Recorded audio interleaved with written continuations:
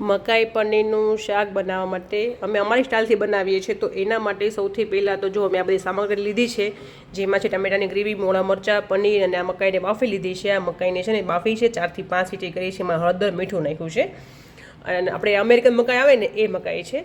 અને આ છે ટમેટાની ગ્રેવી. આ જે છે ને એ છે મગજતરી, કાજુ અને પંજાબી મસાલા, આ બધું ભેગું કરીને એક પેસ્ટ બનાવી લીધી છે. બાકી રૂટીન મસાલા. તો સૌ પ્રથમ આપણે મૂકીશું તેલ ગરમ થઈ જાય. તેલ અમે મૂક્યું છે 4 થી 5 મોટા ચમચા. તેલ ગરમ થઈ જાય છે એટલે એમાં નાખીશું આખું જીરું, સૂકા લાલ મરચાં અને તમાલપત્ર, થોડી હિંગ, ચપટી ચમચી જેટલી, મોળા મરચાં થોડાક ચડી જાય એટલે નાખી દઈશું આ ટામેટાની ગ્રેવી. તમે અહીંયા લસણ અને ડુંગળી પણ નાખી શકો છો, પણ અમે નથી ખાતા તો અમે સ્કીપ કરી છે. અને આને બરાબર મિક્સ કરી લઈશું. હવે આ ટમેટાની ગ્રેવીમાં એડ કરશું થોડી હળદર, થોડી જ નાખવાની છે, અને થોડું આદું. પણ અમારી પાસે સૂકું આદુનો પાવડર છે એટલે મેં સૂકું આદું નાખ્યું છે. બાકી તમે લીલું આદુની પેસ્ટ નાખી શકો છો, એ વધારે ટેસ્ટી લાગશે. અને હવે એડ કરશું થોડું મીઠું. આ નમક છે ને અત્યારે ટમેટાનું ગ્રેવી પૂરતું જ નાખ્યું છે, કેમ કે પછી મકાઈમાં નાખેલું છે મીઠું, એટલા માટે અત્યારે ખાલી ટમેટાની ગ્રેવી પૂરતું નમક નાખીને આને બરાબર મિક્સ કરી દઈશું. હવે આ ગ્રેવીને ઢાંકીને સારી રીતે ચડવા દઈશું. ટામેટાની ગ્રેવી મસ્ત ચડી ગઈ છે. જો તેલ ઉપર આવી ગયું છે ને એટલે આ ચડી ગઈ કહેવાય, બરાબર છે. તો હવે આપણે એની અંદર બધા મસાલા એડ કરી દઈશું. સ્વાદ મુજબ લાલ મરચું પાવડર, તમે જે તીખું ખાતા હોય એ મુજબ નાખજો. થોડું ધાણા જીરું પાવડર, એ બધું નાખો તો પણ સારું લાગે, કેમ કે એનો ટેસ્ટ સારો આવે ગ્રેવીમાં, કેમ કે લસણ કાંદા ન હોય એટલા માટે. 1 ચમચી કિચન કિંગ મસાલો, એ તમારે નાખવો હોય તો નાખી શકો છો. બાકી પંજાબી મસાલો નાખેલો જ છે આપણે આ ગ્રેવીમાં, એટલે જરૂર નથી. હવે આને બરાબર મિક્સ કરી લઈશું. તેલ મસાલાનો સારો એવો મિક્સર થઈ જાય.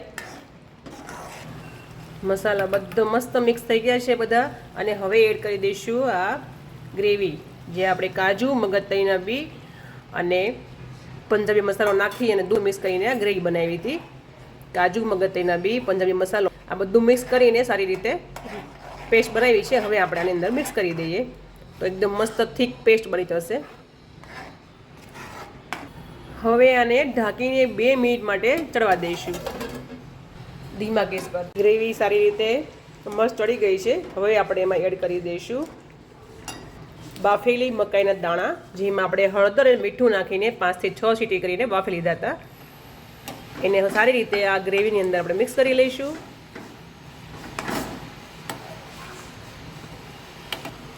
મકાઈના દાણા નાખ્યા પછી આપણે 1 થી 2 મિનિટ માટે આ રીતે ચડવા દઈશું, કેમ કે જે મસાલો છે એ મકાઈના દાણાની અંદર એનો સ્વાદ સરસ બેસી જાય.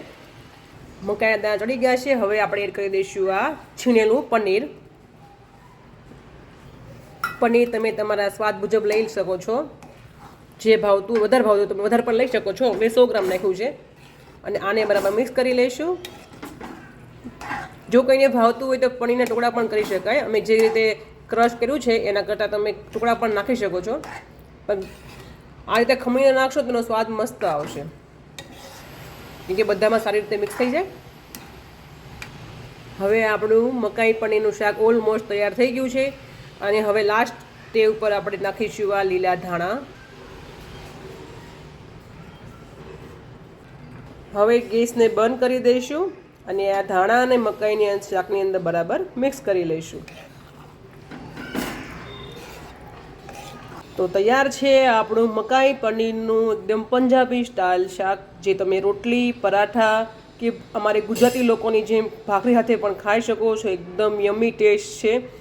તમે એક વખત આ રેસીપી અમારી જરૂરથી ઘરે ટ્રાય કરજો અને પછી અમને કોમેન્ટ કરજો કે તમને આ રેસીપી કેવી લાગી. Thanks for watching.